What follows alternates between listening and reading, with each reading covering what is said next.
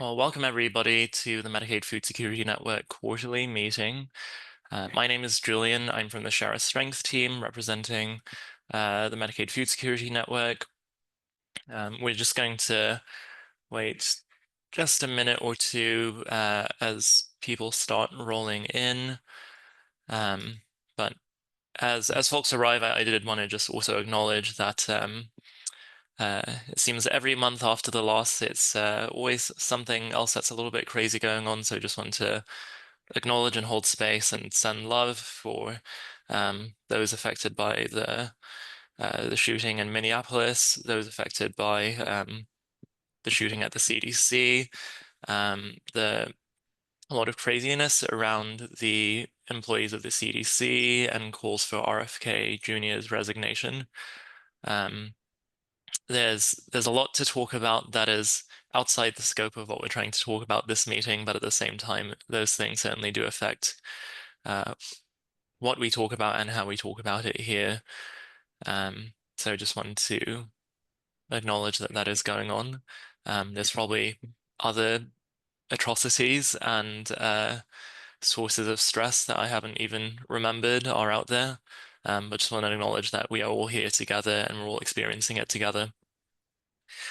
All right, since it's 1:02, I'm going to pass it over to Catherine Jantz from the Health Begins team, and she'll kick us off.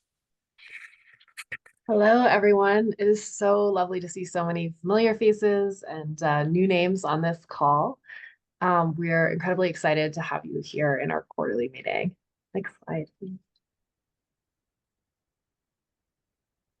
So a big point of this call is really to create stronger connections across the food as medicine space, especially those of us who are working to address the needs of children and families. So I'd love to have everyone put your name, pronouns, your organization title, and role in the chat, and also sort of what's burning on your mind today. Is there anything that's giving you hope and joy? Is there anything that's, weighing you down? We'd really love to hear where everyone's head is at and what topics you want to make sure you discuss today. The general format of these sessions is we have a little bit of sort of didactic presentations from speakers we know you all want to hear from, and then we have some space for connection at the end. And so really love having you all chat in the chat throughout, but also using that those breakout rooms at the end of this call to talk to one another. Colby, I hope we can do real change. What's on everyone else's mind? I see everyone introducing themselves, but oh, Alyssa, yay, Colorado. So nice to see you, and so nice to see you show up for the cause. I've been really inspired. We've had some conversations, Julian and I, with organizations like NACHC, the National Association of Community Health Centers, who I would have expected to be stepping back from food as medicine, just giving all the other constraints and worries that they have representing community health centers, and they're continuing to really focus on food as medicine. That's really inspired me this week.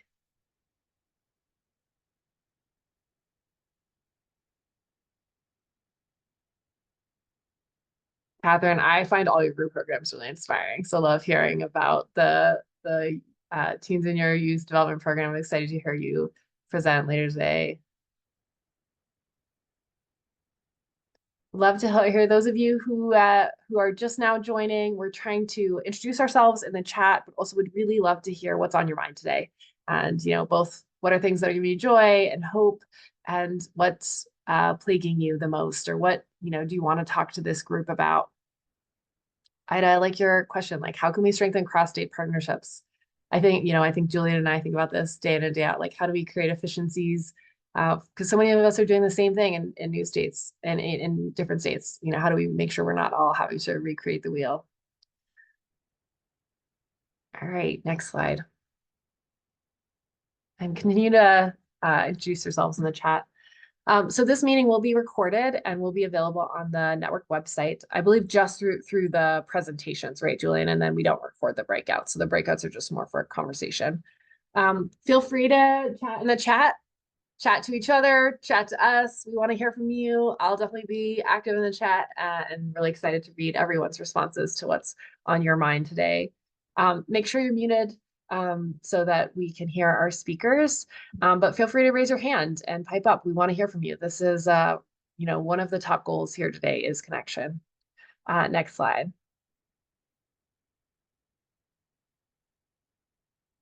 So our objectives today are one, to increase awareness of new resources in the field, with a focus of talking about, food as medicine's cost effectiveness. So really excited to have some presenters will speak directly to that.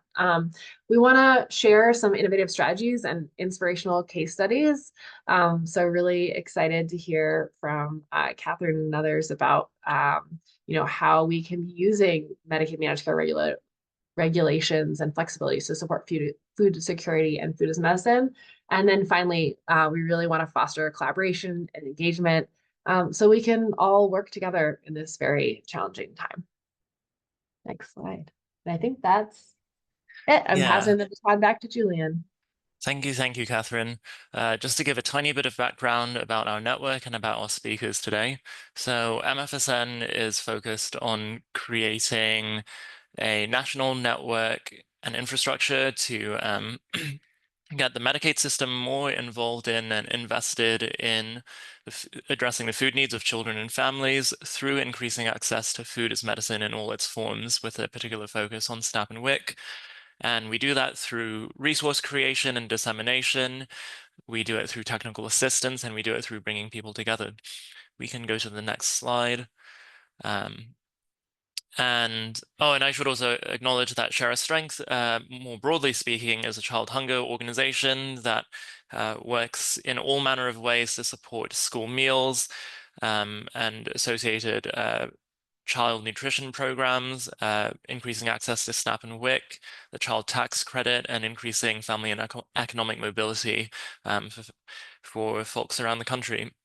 So the Medicaid Food Security Network is one of various ways in which we're working in this space. And same goes for Health Begins, which is a wonderful healthcare consulting shop that encourages all of us to move upstream and think about the social drivers of health.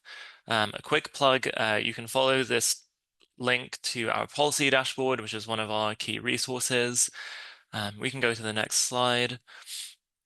Elena, thank you. So just to mention how this webinar is going to go. So we will hear from each of our speakers, and then by the end of the hour, we'll then transition over to breakout rooms, which will function both as Q&A for the speakers and also a time to network with your peers. Let's go to the next slide. So I'll do some quick introductions. I won't read every word on the slide. I'll just say some keywords. So Catherine Couch is from the Series Community Project, and she is absolutely amazing. One of the main fighters in California in the food as medicine movement there, especially through medically tailored meals and also other forms of food as medicine, which you'll hear about today. Dr. Elaine Borowski is from Case Western Reserve University School of Medicine and is highly involved in evaluation of nutrition projects. And the project you'll hear about, Nourishing Beginnings and also Nourishing Tomorrow. These are amazing perinatal food as medicine programs with really strong evaluation frameworks. We can go to the next slide. Colby Schaefer comes from Incline Actuarial Group, and he was involved with the analysis of Fresh RX OK in Oklahoma, which is a food as medicine program there. And his actuarial firm is very focused on value-based care and upstream interventions. And being an actuarial, that means he is highly involved with the cost effectiveness analysis around healthcare interventions.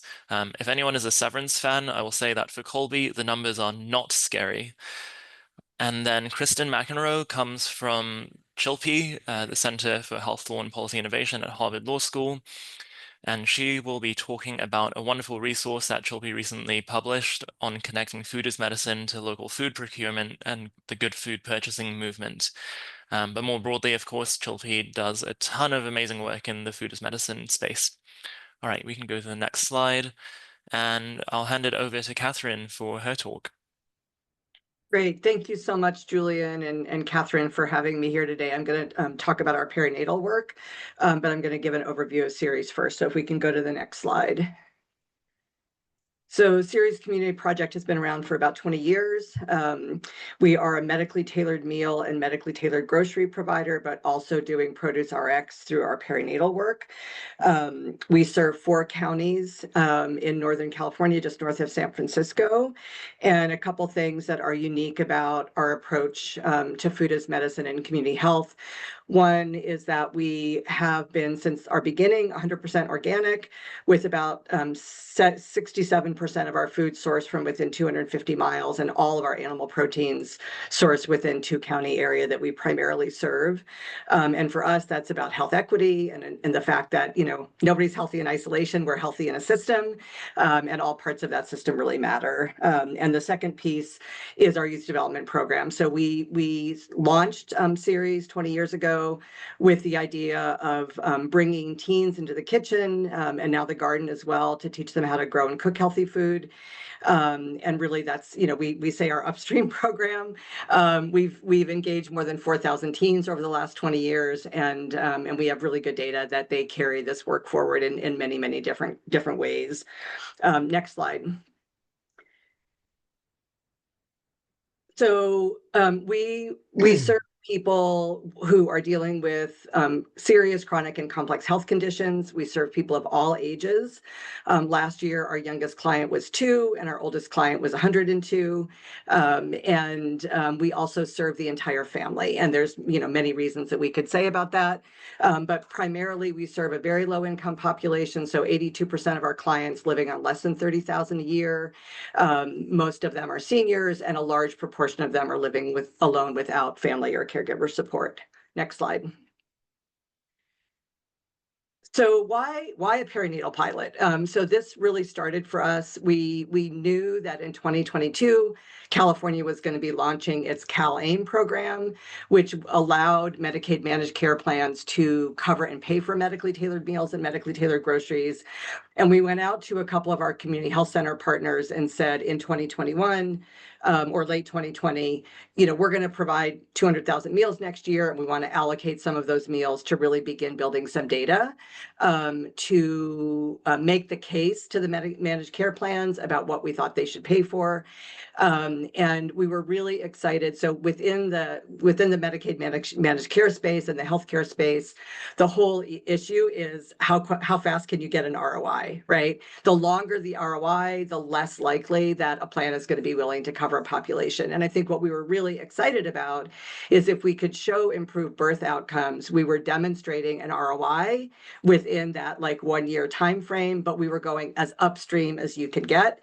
And we're impacting baby, mom, family. And then just fun fact, the adoption of the shift from regular to organic milk is very likely to happen when a family is bringing in a new baby. And so we know that there's already this inclination to improve eating habits at this moment. And so that was really the impetus for this pilot, which we started on our own and is now funded under a GusNIP grant. So next slide.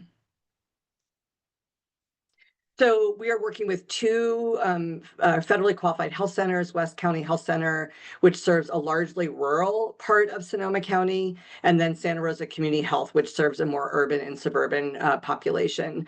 The participants are low-income pregnant moms in Sonoma County. They have to be SNAP eligible. That's a GusNIP grant requirement. About 2/3 of our clients are Latinx. And then this is in California offers what's called the Comprehensive Perinatal Services Program, which is an integrated kind of wraparound support for low-income pregnant moms. It includes it includes nutrition education, and it includes doula support and lactation support and support postpartum.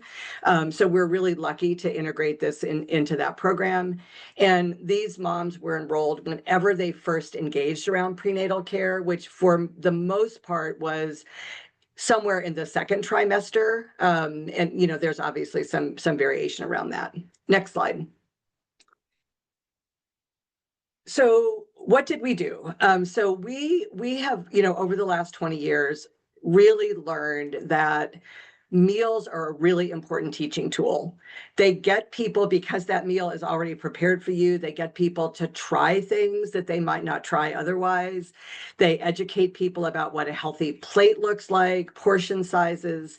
And so we wanted to really marry our experience with medically tailored meals into the intervention. So for our moms and families, they get medically tailored meals for the entire family for the first 4 weeks of the intervention.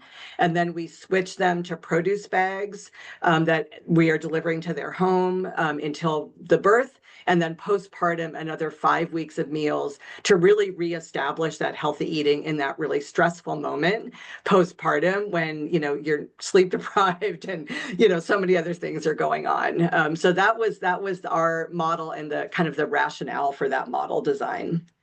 Next slide.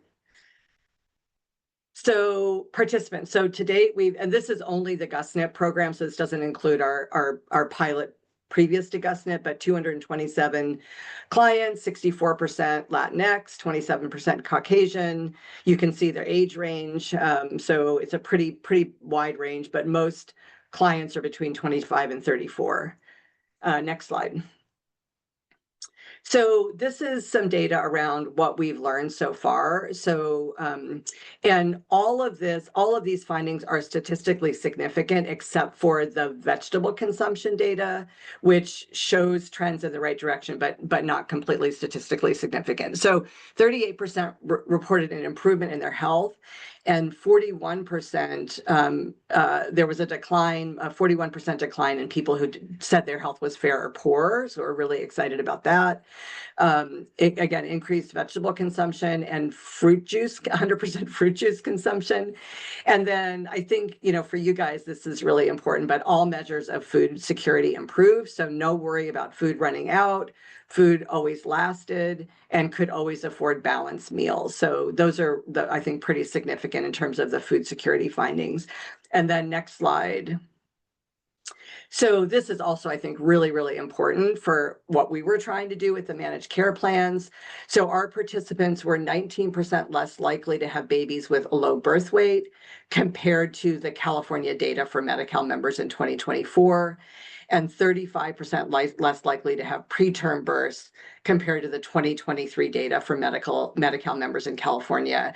And the 2024 data was not available yet. And in terms of our data collection, the previous data, we do an intake survey, a pre-survey at intake into the program, and then the post-survey happens postpartum, but before the end of the program, because it's very hard to reach these moms after they're actually off the intervention.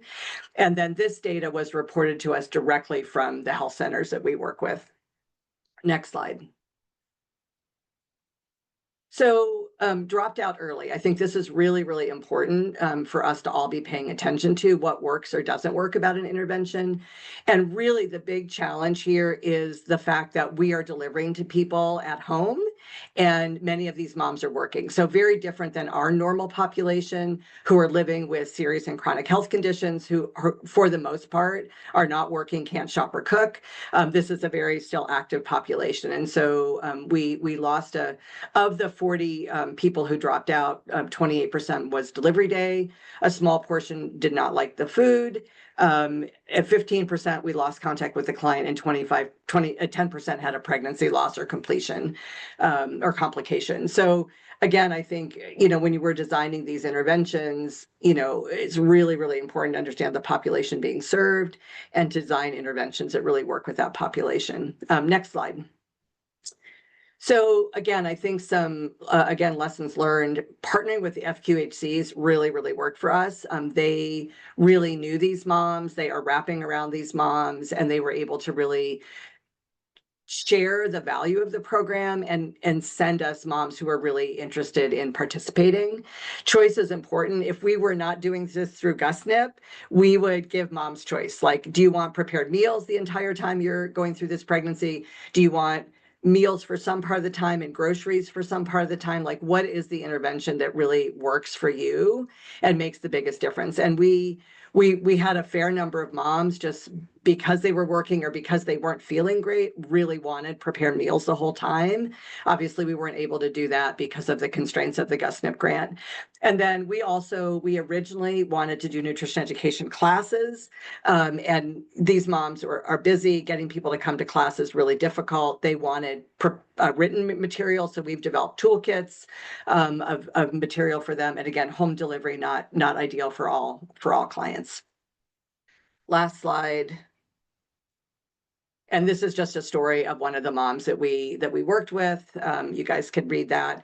I am really happy I stayed within my 10 minutes.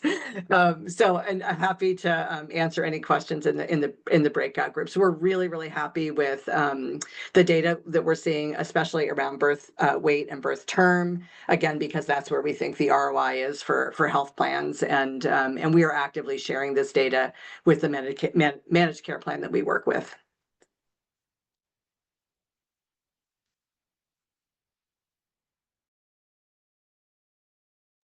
Yes, I'm next up. Hi, everybody. Catherine, that was awesome. I would like to talk to you afterwards. So hi, everybody. I'm Elaine Borowski, and I'm going to be talking today about a program that has similar components, I think, to Catherine's. Okay, let's see if we can get back on track. So I'm coming to you today representing a fairly large collaboration in Cleveland, Ohio. And we have quite a story about how we all came together nearly 5 years ago. But let's just say that we all shared an interest in really developing a sustainable way to provide healthy food to pregnant individuals throughout their pregnancy and beyond. And in the top left, the Greater Cleveland Food Bank is really the heart of the program. With actually all of their food as medicine programs are directed by Alyssa Glenn, who is actually on the call with me today too. So hopefully she'll be around to answer questions as well. And Alyssa, along with Chris Mundorf from the Better Health Partnership Hub, which we'll hear a little bit about, the three of us serve as the co-PIs of the project. And so as shown on the screen, basically each group came together contributing their expertise and pulling this ability to provide not only a sustainable approach to providing medically tailored, in this case, groceries to pregnant individuals, but also the idea of trying to develop the systematic way in which agencies would, how in which they work together to do referrals and things of that nature. And so we connected with something called Better Health Partnership, which has a hub that is paid for, which is basically provides Medicaid supported funds for community health workers to do the kinds of work like this. And so in addition to them who organized it, we also then partnered with a number of community health workers organizations, and you'll understand this more as we talk through it. And then on my side, from the case side, we're really the evaluators. We came together early on. The design and everything was built together from the very beginning, which I can say as a researcher is the way to do it. And so basically we're the backbone to the research components. Okay, next slide.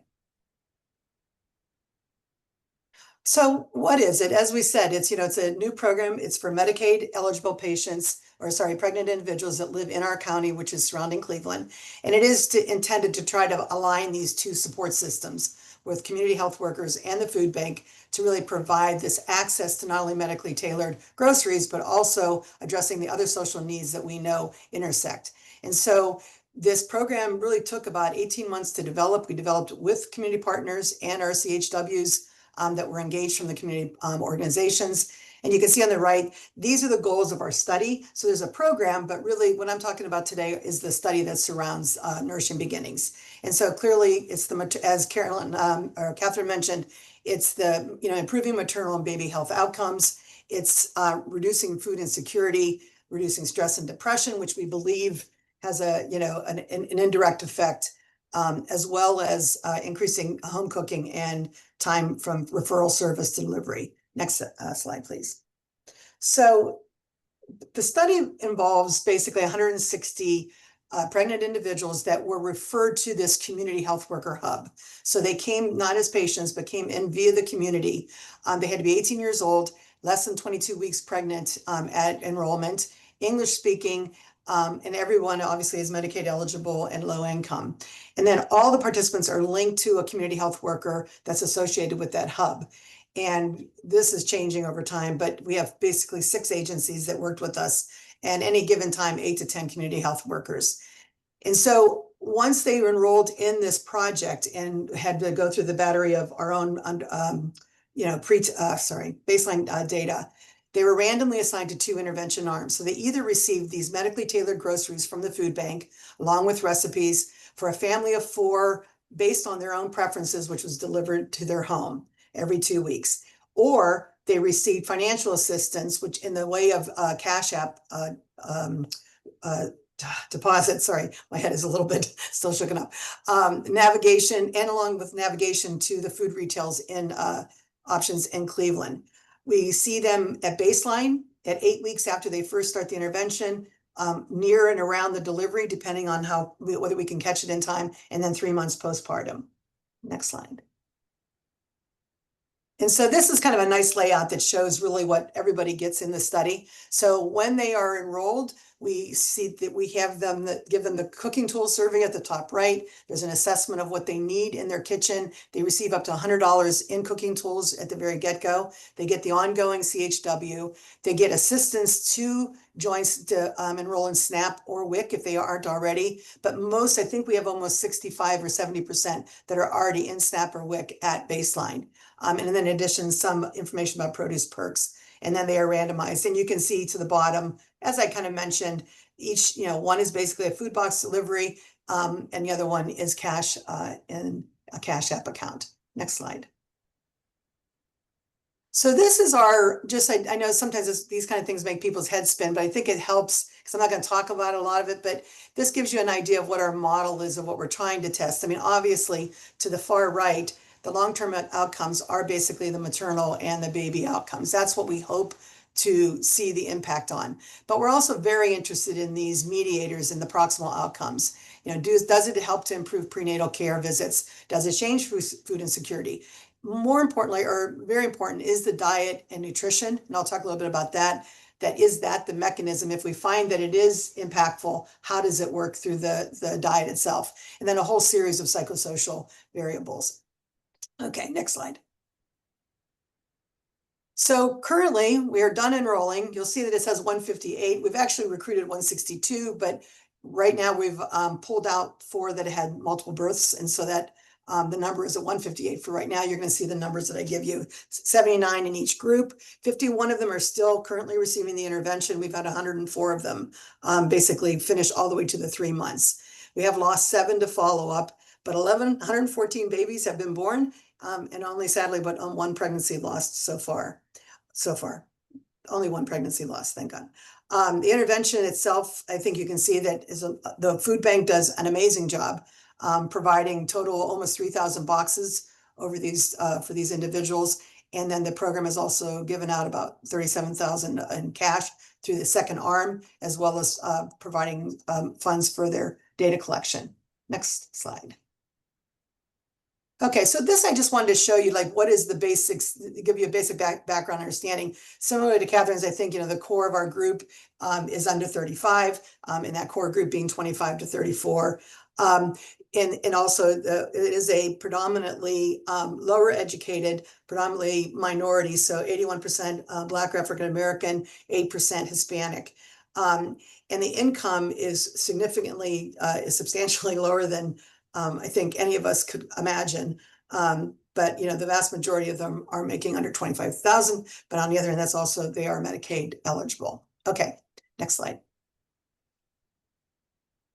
So this is what our interest also is knowing a lot more about what's happening to the women when they come in their own birth histories. And what you can see is that in general, compared to national averages, they've been pregnant, they've had other babies similar to age of national. But as you can see that they have a significantly higher history of low birth weights, of having miscarriages, less than 20 weeks. Sadly, almost 5% of them have lost the baby after 20 weeks. So this is a high risk group that we're working with. It is nice to see that 82% do plan to breastfeed, but their prior history is significantly lower than the national numbers. Okay, next slide. So I wanted to just highlight, so one of the things that we do is these things called 24-hour recalls, and it's where our bionutrition core calls them. They basically report what they've eaten in the last 24 hours. It's put into a large software base, and it really, you can look at all kinds of things from, high level calories to actually nutrient levels. And can you click the one more time? This is my little, sorry. So two things that really pull out. One is, if you notice across the board, the sample is significantly lower than all national averages, whether it's all Americans or whether it's pregnant women. For example, the total healthy eating index, which, goes up to 100. The average American has 58. The average American pregnant woman is 63, and our group is starting out at 47. And one of the things that we do see that is substantially higher is that added sugars component. So it's something to really keeping an eye on going into the intervention. Okay, next slide. And this is just showing it again. It's just as another graph to show just where folks sit in that healthy eating index. We have so many that are actually, 20% of them are under 40, which is really significantly undernourished, and nutrient levels are quite poor. Okay, next slide, sorry. So we've been working more specifically on nutrients that we know are related to prematurity. And so these are the 12 components that we've identified, and we are able to pull this out of the NDSR as well. And so based on the number of recommendations for a pregnant individual, what you see to the right is that basically a third of them meet one of the 12 recommendations, and then another 42% are meeting 4 or less. So there is a substantial, hopefully also gain, in which that if good food is provided, that should be where we'll see some of the significant changes. Okay, next one. I'm getting close here. So I'm going to show you these, but I just want to really say it because it's not the end results. We still have 55 babies to be born. It is unadjusted, so we know we have group differences, but it does show you that there's very little difference between our two groups right now. And so, which at first we were, quite upset about, thinking, well, this seems like it should make a difference. But the cash group itself is what we're seeing is they also are having substantial gains. And it makes sense. They're the ones that they not only get the money, but they also get guidance on where to buy food. They also get cookbooks. And so, we know that it's not a true control. But as you can see, though, that the numbers still are higher than what our average Ohio rates are. Okay, next slide. So what we're doing now, we're in the process right now, is we're working with CareSource, which is our largest MCO in Ohio, and they have pulled a sample for us, a match sample. And so this will probably be our best ability to look at a control group that has not received the programs. And so we've already done the matching. We have a 1 to 2. So for every case, we'll have 2 controls. We've matched on the baby's year of birth, the mom's age, and race and zip code. So that should be a fairly good comparison. And then they do have, for the most part, all we have though is birth weight, gestational age, and neonatal stay. But again, going, I think, to the ROI that Catherine's mentioned, I think these are the things that I think folks are probably going to be the most interested in hearing about. Okay, and I think I just want to spend at least a few seconds. Because I know Kristen's on too, and so this is a new project. So that project took us a long time, and we learned an awful lot from it. And we also learned what we didn't know, what we didn't have for it. And so we now are funded. We're going into our 2nd year. We are just ready on Monday to recruit our first patient, where we are recruiting 360 patients who are referred from 2 of our largest health systems in Cleveland.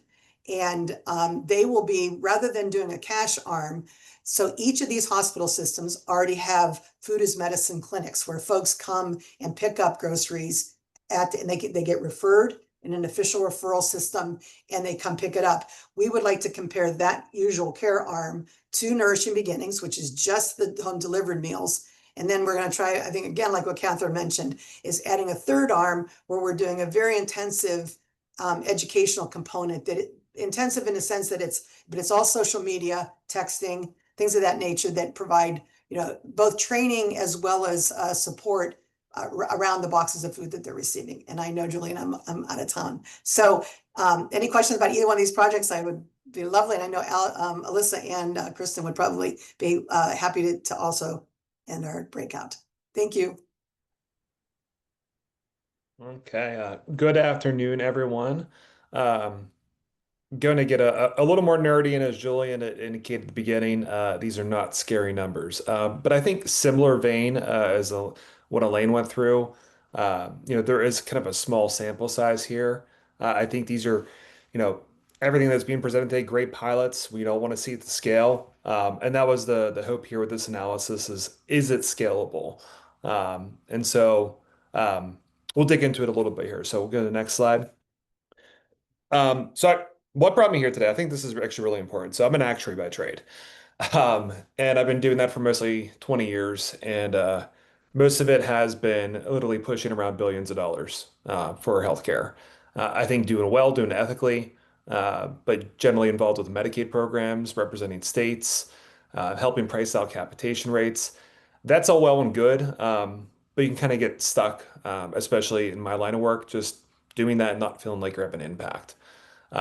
So I founded a boutique actuarial firm called Incline Actuarial Group.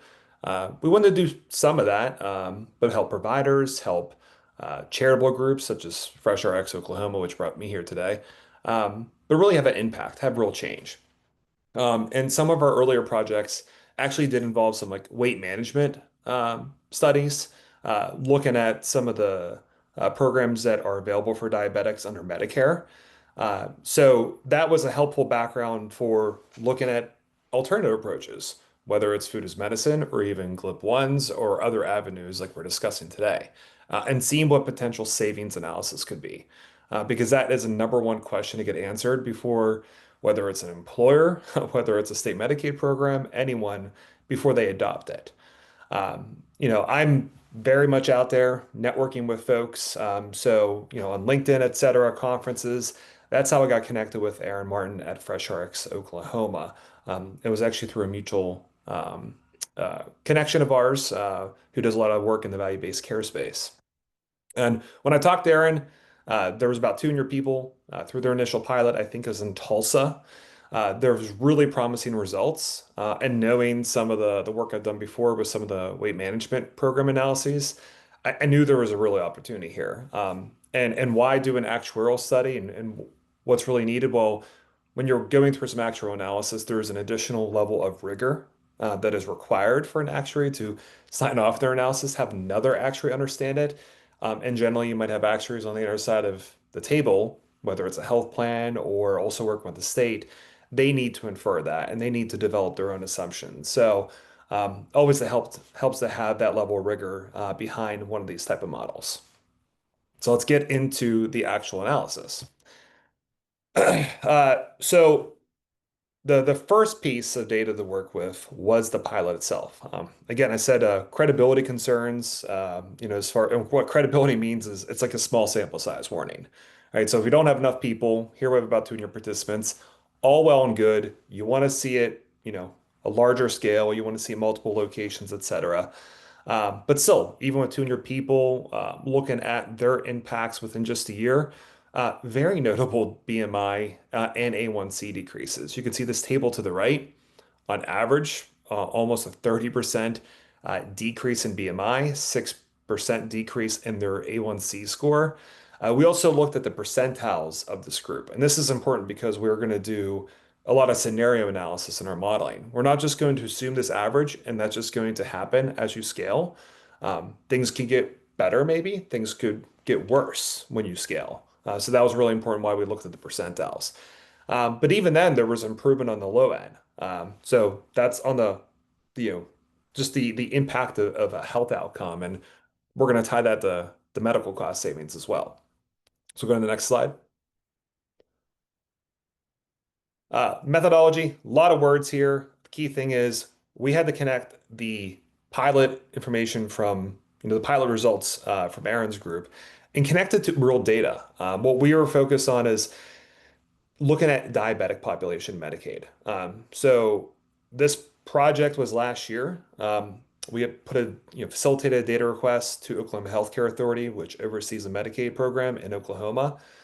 So we got summary data, but for all diabetic beneficiaries, looking at their total underlying fee-for-service claims for multiple years, and helping develop, hey, this is the base underlying expenditure.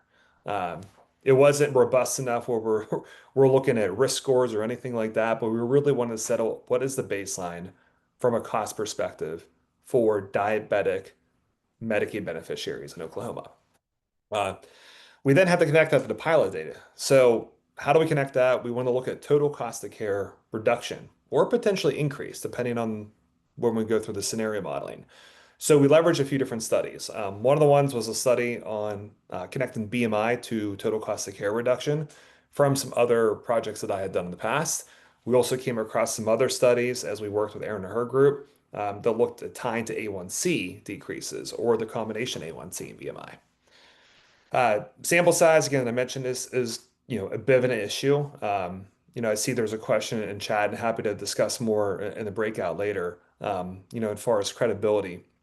But you know, it we did have a caveat in there that this might not be fully indicative. It's going to be hyper specific to Tulsa. We didn't know the ins and outs of these individuals. You start having rate cells in Medicaid. I think they're mostly adults, but the more you can really hone in on a cohort, the better credibility you're going to have, despite not having the numbers. Again, here's a warning here. The report that we put together, and this is just me being an actuary. The report itself was delivered to Oklahoma Healthcare Authority. I believe it helped push along. It was kind of one of those pieces. Aaron really was the champion of that, but helped push along legislation in the state to adopt a food medicine program in the Medicaid program. But the underlying results, they were meant for Aaron and her group. Aaron signed off on those being shared here today. So, appreciate that there's a recording and everything. Don't go out there, but happy to, have sidebar conversations on the results here. And again, we went through a level of rigor, going through actual standards of practice when doing this, the modeling. Next slide. So I mentioned connecting the data. We use these couple studies. So you can look these up. The one was there's a couple A1C studies and there's also a weight loss study and tying that to total cost of care reduction. We actually had an older study that we initially used that was from the early 2000s and then replaced it with this one. But the ultimate result of this is we tried a few different ways. We weren't trying to solve for an answer. The meta study, as a result of looking at these different studies, all kind of point in the same direction. Now, beyond medical cost savings, you can, even on our lowest scenario, we can have cost savings. But the thing is, nothing is free. There's going to be an adoption of this program. It's going to have an administrative expense component. That was something that we were really sensitive to. And we have administrative expense data from FreshRx Oklahoma for that Tulsa, effort. But, there's going to be fixed administrative expenses that will scale a lot better. You might have new fixed administrative expenses. You have these variable administrative expenses. This is a whole thing where actually it's going to look at admin and how does it change from maybe 200 lives to 20,000 lives. Because an admin is really, as a result, as a per member per month, what we call PMPM, that's going to reduce. And that's really going to help this equation that there's going to be net savings. Next slide. So the results, I think, again, the actuary me always likes where you have multiple scenarios and they're not all with rose-colored glasses. There is a downside scenario, which is really looking at the 25th percentile of the pilot study and saying, hey, if we have maybe modest improvement, but we have the administrative cost, there really isn't going to be net savings. But even scenario two, where it's lower percentile, below the average, there is still a medical cost reduction and net savings when taking into account the administrative expenses. And the total dollar amounts here, where we're looking at, in the most optimal scenario, $28 million in annual savings, this is only 5% market penetration for, again, just the diabetic members in Oklahoma Medicaid. So, I would love to be here a few years later where, they adopt the food as medicine program. We can kind of look at a study and say, hey, obviously with scale, there's going to be a lot of non-participants, but looking at the ones that actually go through the program, what are the numbers behind that? And, hopefully this is an early sign of future success. Next slide. Yeah, I think that's just it. So I finished on time. Welcome questions, comments. I'll scan the chat and look forward to talking afterwards. I'm so thankful people like you, Colby, are doing the numbers because they're definitely still scary to me, but very cool. So cool to hear you mention your work with Erin at FreshRx. I just want to start by orienting everyone to what we're calling CHILPI, the Center for Health Law and Policy Innovation. We're located at Harvard Law School and we have kind of a unique setup. So it's comprised of two clinics. One is the Food Law and Policy Clinic, one is the Health Law and Policy Clinic. We are kind of a dual purpose organization. We operate kind of like a policy think tank. And then we also, we have students every semester from Harvard Law School and other schools in the region. So it's super exciting. And yeah, I just wanted to give a bit of background. I think what is important for you all to know is our work in the food as medicine space really right now is focusing on providing technical assistance to state departments of health, food as medicine coalitions, and community-based organizations that are seeking to either adopt or scale or implement food as medicine programs in their region. And that's really what brings me here today, is to talk about this report that we've recently launched. You can see the title on the screen. It is really about the role of local food procurement and the story of the food in food as medicine interventions. So you can go on to the next slide. Great. So just to give an overview of this report, as I said, it really has a lens that is focused on local food procurement. I'm going to run through some of the kind of procurement basics. I know this is a little bit of a different flavor compared to the other presentations, less heavy on the data, but hopefully more, it's a little bit in the legalese and the policy weeds. So hopefully we can break it down in a way that's simple and, actionable for you all. I'll provide some state examples and policy tools of states and community-based organizations that we've seen really incorporate values around local food production, community-based organization, community reinvestment. And again, I've plugged the report in the executive summary because it's kind of chock full of examples and actionable takeaways for you all. Can head to the next slide. Great. So very brief slide on what procurement is. It's really just a fancy way of saying purchasing. What we're talking about when we talk about procurement and mainly procurement policies or guidelines, they're really just standards and guidelines that are used by organizations to guide the purchasing process. So procurement policies can focus on a lot of different considerations, but most often it's focused on price and how many bids might be required, and some other factors. Something that's important to note and that we go into significant detail in the report about is there is a difference when it comes to where funding is coming from. So for private funding, organizations that are using private funding have a lot of flexibility in how they make those purchasing decisions, what factors they're considering when they accept bids and, get goods that are being supplied. When it comes to public funding, there are a lot of rules and regulations around how those funds can be used. So in the Medicaid context specifically, it's a mix of state and federal government funding. So those procurement rules and regulations can come from legislation, specific regulations, executive orders, and those rules are going to dictate how those goods can be procured. I think, again, important to note traditionally in this space, when you have a request for bids or you are looking to procure goods, in this case food, the most important consideration for a lot of organizations is what is the lowest cost. But we've seen this evolve, especially in the food as medicine space, to consider factors that go beyond just what is the lowest cost.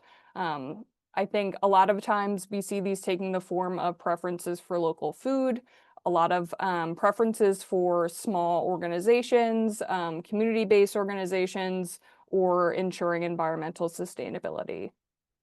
So this is all just to say why we are focusing on local food procurement in this report within the food as medicine space is because we think it represents a really real opportunity for leveraging local food purchasing within the provision of nutrition supports, because as we've heard today, like it goes beyond just patient health outcomes and the reduction of healthcare costs. It can also be used to leverage, supporting local farmers, again, community reinvestment and improved sustainability in terms of agricultural practices as well. So that's kind of the why of this report. You can go to the next slide. So I just want to touch on, do you mind going back one? I just want to kind of, thank you. I just want to point to the bottom. So part of this report was really digging into state examples of what we're calling local food procurement preferences across the state. So one key example here is the use of a mandatory price preference. And what this means is that a state can have a law that says, we are going to prioritize local, aka in-state food, when we are soliciting bids or trying to supply goods. So I put the example up of Hawaii here. I think it's super important. We scanned again across the states and found that 12 states have something like a mandatory price preferences. And what this means in practice is Hawaii, when they're soliciting bids, will preference Hawaii-grown foods, even if they cost up to 15% more than the same foods that are coming from other states. So if you are in a state with a law that requires, has a preference for foods that are grown in state, it's really important to be having those conversations with state officials to see if those preferences would apply to something like a food as medicine program. And even if your state doesn't, what we've been framing this as is, a state can have values around local food production and supporting, in-state producers or local communities.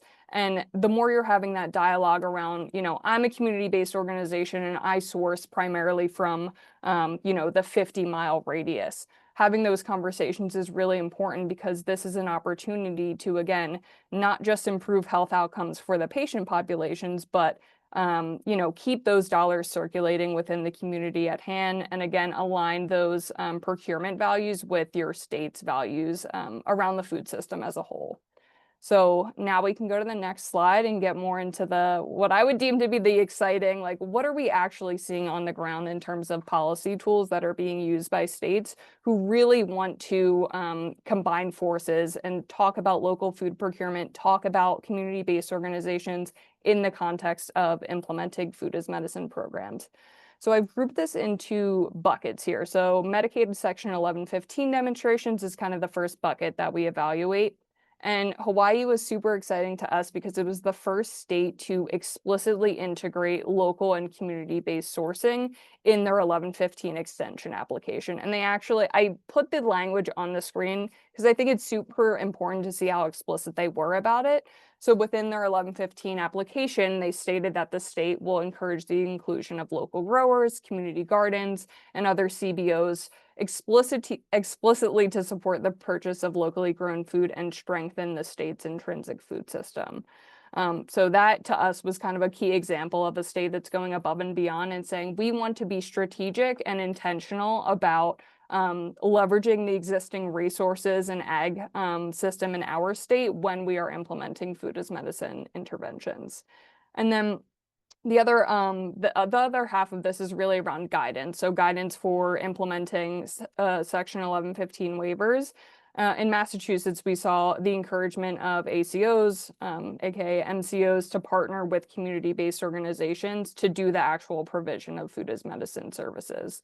And this is obviously less focused on local food procurement specifically, but we're kind of seeing this as part and parcel of emphasizing the role of community-based organizations that have already been steeped in the community that they're serving, are often more likely to have relationships with local farmers or have connections to food hubs that are focusing on, sourcing primarily organic and or regional foods. So that's another example there. We can go to the next slide. Another bucket is around Medicaid managed care plan selection and in lieu of services and settings. I think it's important to know we're just talking about the different kind of pathways you can use to implement a food as medicine program at the state level. So within this bucket, we saw in Ohio, their RFA for managed care organizations, they actually required the MCOs to, again, partner with CBOs to address social determinants of health, which would include a lack of access to nutritious foods. The part that was really interesting to me was that the MCOs were actually also required to reinvest 3% of their profits into that community within which they are providing services. And then on the ILOS side, we saw in Michigan a really, again, explicit focus on local food. They expressed a strong preference for food as medicine providers in the state to be locally based and actively engaged in the local food economy. And they also, interestingly, set a benchmark goal of 30% of each ILOS provider to be locally based, which is, physical presence in Michigan, and again, actively engaged in the local food economy. So, it could expand outside of the bounds of local agricultural producers, but it is capturing a lot of that as well. Next slide, please. And then very, very exciting, as Colby touched on, in May of this year, we saw Oklahoma pass the Food as Medicine Act. So this, again, directs the Oklahoma Health Authority to seek approval to provide coverage for nutrition supports under Medicaid. And I thanks in large part to Fresh RX Oklahoma and the Food as Medicine Coalition there. Explicit language around local food production was incorporated into that act. So again, the language is on the screen. Hitting kind of both of those bases around, we want to prioritize the inclusion of community-based organizations that, again, already have that existing capacity and expertise and relationships, as well as the local growers that are already supporting the food as medicine landscape in the state. So those are kind of the big state examples I wanted to touch on. And I guess just to conclude, there's no slide on this. Again, sorry, my slides are lame, but this report is really meant to be kind of a practical guide that provides a roadmap, regardless of where you are starting from and regardless of your position in the food as medicine landscape. So there are really, really clear, concrete recommendations for food as medicine providers as well as state policymakers. Where do we begin? How do we start thinking about local food procurement in the context of food as medicine? Because I think our main concern was around, we don't want food as medicine to be just a conversation about healthcare policy, and we don't want it to be just about the food. There is a way to marry these two values in a way that's going to, again, expand the impact beyond health outcomes, beyond health costs, and reach broader communities like ag producers and local vendors. So that's kind of the biggest takeaway I want to leave you all with. And again, happy to answer any questions in the breakout rooms as well.